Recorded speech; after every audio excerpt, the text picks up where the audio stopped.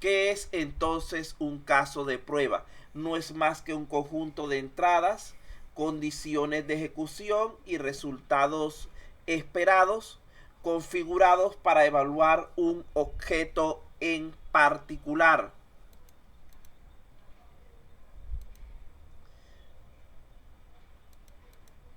La estructura básica de un caso de prueba no es otra cosa sino un formato estándar que reduzca los esfuerzos de prueba y maximice la posibilidad de detectar errores en el mínimo tiempo. El formato de casos de pruebas es más conveniente sobre todo cuando realizamos evaluaciones formales verificadas por expertos. Si es verdad que existen muchos formatos diferentes para este fin, dependiendo del software a evaluar y del propósito y tipo de la prueba a realizar. Vamos a ver rápidamente algunos elementos generales que deben incluir. Vean que aquí los tienen explicados. No me voy a dar mucha larga en esto para que no se agoten y nos dé tiempo de terminar. En primer lugar tenemos el ID de caso, que es una codificación de la manera que ustedes la quieran hacer o de que les resulte más conveniente. La prioridad de la prueba es saber si es de prioridad alta, media o baja. Lo podemos hacer también de tipo numérico. Esto va a depender de la prioridad de la función que va a ser afectada por esta prueba. Diseñada por el nombre de la persona que está construyendo el caso de pruebas.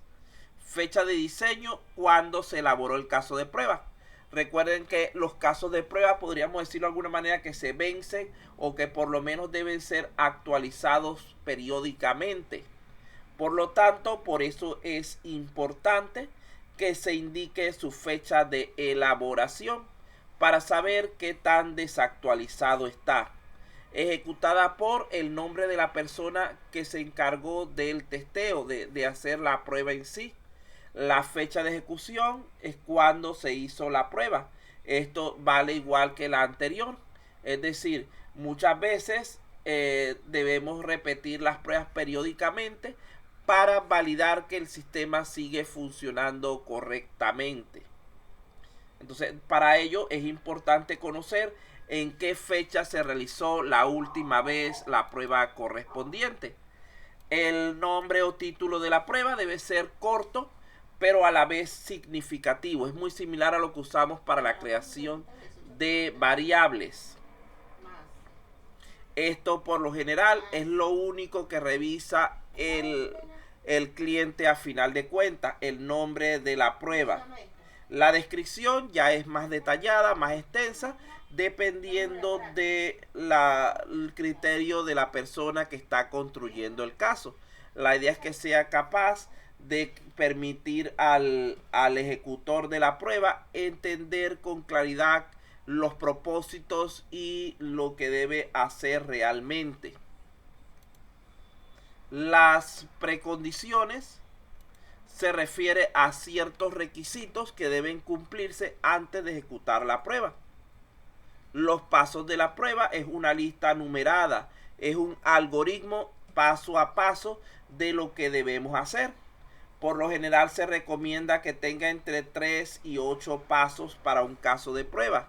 Demasiados pasos dificultan la evaluación y pueden ser problemáticos.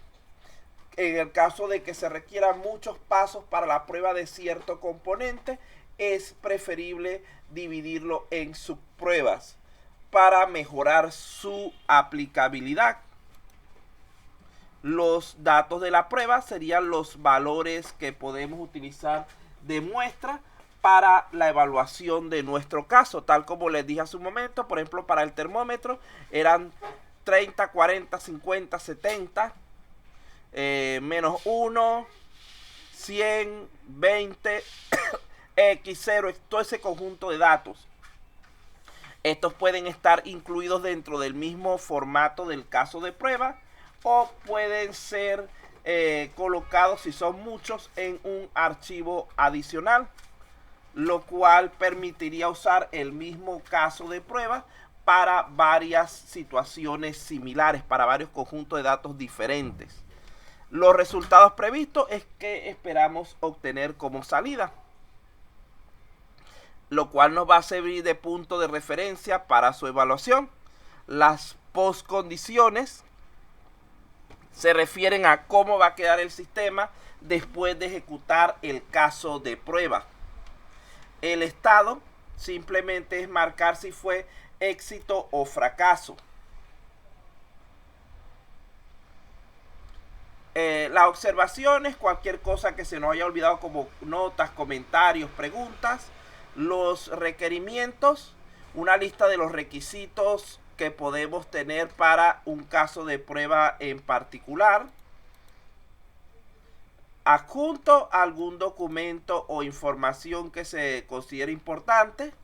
La automatización está relacionada con la utilización de herramientas de tipo case de prueba, es decir, herramientas automatizadas para la realización del caso de prueba. Si respondemos sí, debemos en este caso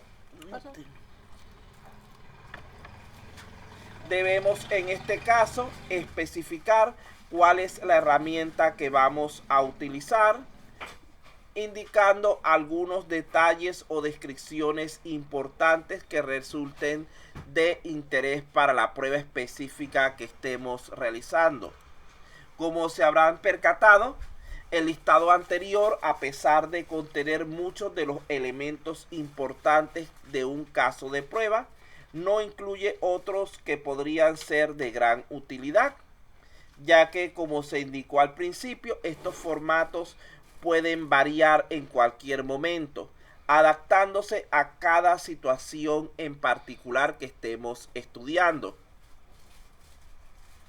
Para culminar, vamos a ver rápidamente algunos ejemplos de estos. Primeramente, aquí tenemos un modelo informal simple. Aquí la información que se presenta es mínima. Vean que tenemos el código de la prueba, el tipo de prueba, quién la está realizando y una descripción breve de qué es lo que se quiere hacer. Esta parte del medio es mucho más corta. Aquí están 5 pruebas en un solo formato.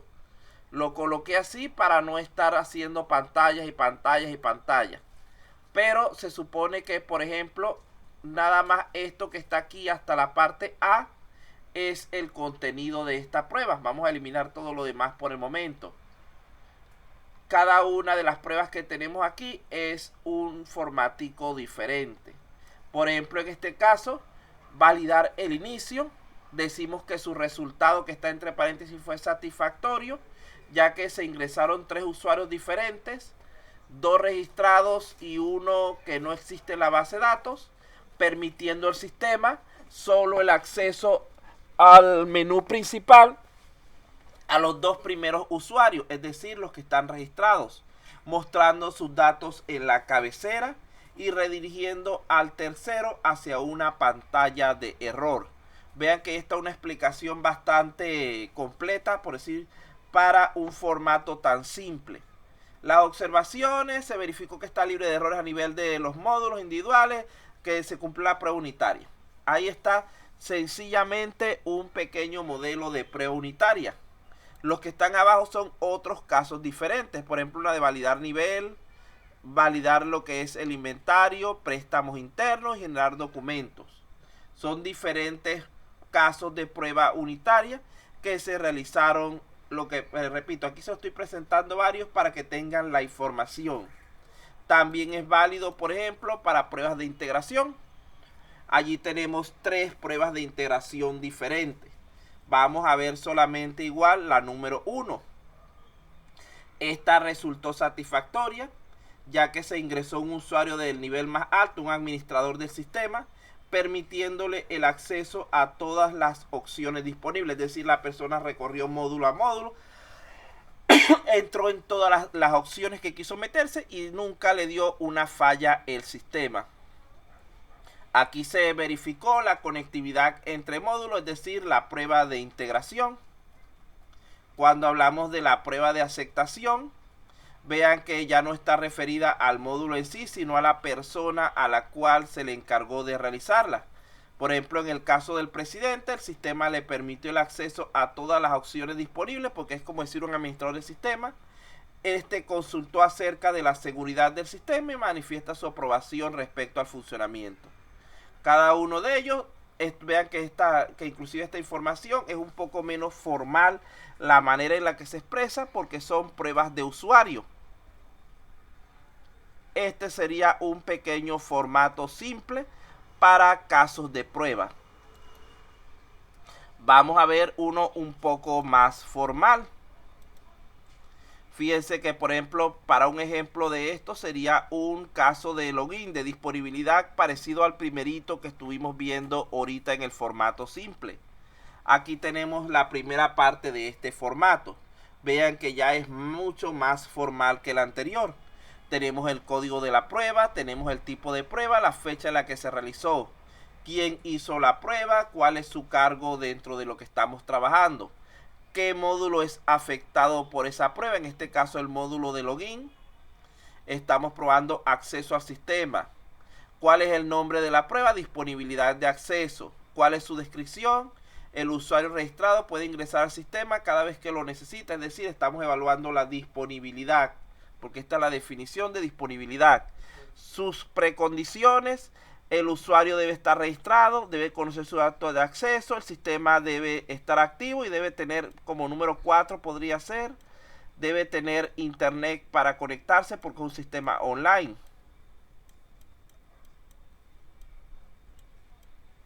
Y así podríamos agregar cualquier prerequisito que consideremos importante. La otra pantalla, tenemos las poscondiciones, o sea, cuál va a ser el estado del sistema una vez que salgamos de la prueba. Tenemos un primer caso donde el usuario es validado y accede al sistema, es decir, quedamos en el menú principal. Y tenemos un segundo caso donde el usuario no es validado y es redirigido a alguna de las siguientes ubicaciones, bien sea a la pantalla de error mostrando un mensaje correspondiente, bien sea que lo manden a registrar una cuenta, a recuperar sus datos o que lo devuelvan a la pantalla de login. El resumen de la prueba sería el paso a paso. Yo aquí junté pasos por cuestiones de la pantalla, pero lo normal es que se haga por separado. Primer paso, abrir el navegador. Segundo paso, ingresar a la URL del sistema. Tercer paso, digitar sus datos de acceso, es decir, su ID y clave, y presionar entrar. Cuarto paso, el sistema valida los datos. Quinto paso, si los datos son correctos, el usuario ingresa a la plataforma. Si no, es redirigido según convenga. Vean que es simplemente una explicación, un algoritmo referido a los pasos que deben realizar las personas cuando esté realizando dicha prueba.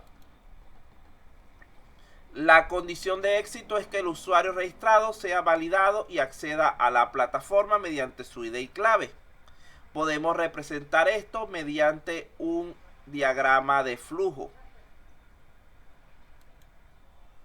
La evaluación, en este caso decimos que fue un caso de éxito donde se cumplió con la condición establecida y hacemos nuestra explicación correspondiente. Aquí hay varias explicaciones diferentes, varias redacciones diferentes. Por ejemplo, podemos decir que se verificó que el módulo funciona correctamente para el caso de prueba propuesto. Podemos decir también que se cumple con la verificación unitaria del módulo para el caso de validación de la disponibilidad, que es mejor redacción que la anterior. Podemos decir que el usuario de prueba registrado accede a la plataforma mediante su ID y clave, es decir, que se cumple la condición de éxito. Aquí es explicar el resultado que ustedes obtuvieron. No necesitan colocar las 3 explicaciones, con una sola basta. Yo doy varias redacciones porque ustedes deben después crear la suya propia. Yo no lo voy a poner a hacer en este curso eso. Esto se lo mando a llenar completo a la gente de comprobación de software. Tenemos aquí que esta es una prueba piloto, es decir, es una primera prueba que sirve como punto de referencia para otras similares. ¿Por qué? Porque si yo no verifico que puedo acceder al sistema estando registrado y que no puedo acceder si no estoy registrado, hay otras pruebas como por ejemplo las pruebas de clave incorrecta, de usuario incorrecto, etcétera, que no las puedo realizar. También aquí están otras explicaciones que pueden colocar como observación. Si esta prueba falla, no se deben ejecutar las siguientes. Se requiere verificar el sistema, el acceso al sistema antes de continuar. ¿Por qué? Porque como yo verifico que un usuario no registrado realmente no puede entrar al sistema sin haber verificado primero que el registrado puede entrar. Porque puede darse el caso de que nadie puede entrar en el sistema. Esta es una prueba de caja negra, no se tiene acceso al código fuente. El ingreso del usuario deberá ser registrado en la bitácora del sistema. Cuando el usuario accede a la plataforma, finaliza la prueba ya que sale del módulo evaluado. Vean que son muchísimas características que podemos presentar dentro de un caso de prueba, adaptándolo en todo momento a lo que serían nuestras condiciones que estamos estudiando. Vamos a terminar aquí, no voy a explicar simplemente lo tienen allí. Tenemos un segundo modelo de caso de prueba con toda la estructura de acuerdo a lo que estamos estudiando. Aquí está. Y tenemos el modelo formal en sí, que es el documento de pruebas con validez. Este lo saqué yo de una cuestión de estas internacionales. Aquí está el plan de pruebas con todas sus características. Vean que este es un documento bastante más extenso y detallado, el cual podemos utilizar para lo que es planificar de manera integral las pruebas de nuestro sistema. No lo vamos a explicar por cuestiones de tiempo, ya estamos sobre la hora, pero al menos tienen eso como referencia, muchachos. Gracias por su atención. Aquí termina lo que es el contenido.